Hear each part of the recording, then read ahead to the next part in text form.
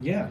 And I think this creates other questions about how we need to create systems. So one of the things that we don't have in rural Kansas is really good mental health systems, right? We need to be thinking about developing a really solid mental health system. We need to be thinking about this is another thing that got me interested in rural was when the farmers were all killing themselves. Yeah. There was I saw a ProPublica thing where they were talking to people that work at auctions. Yeah.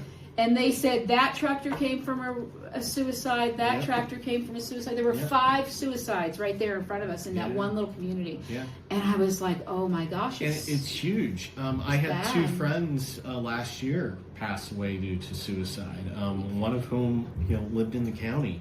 We have the number one group that's using our suicide hotline, and I only know this anecdotally, I don't have any proof to show this, but it seems to be people working on farms because that's the thing They're that isolated. Everyone tells They're stressed out about money.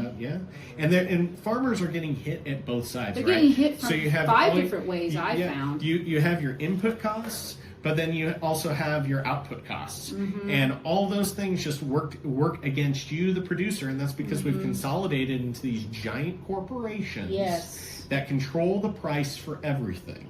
And so if you want to be independent of those, you can't be. And scale. And then if you try to scale, you are working your ass off, and that is going to be a very, very lonely spot. I mean, they've done all sorts of things, and like they're coming for your land. Making seeds that only produce fruit or whatever that doesn't produce more seeds, so you have to go to them to get the source of seeds and things like that. They're just so nefarious. Yeah.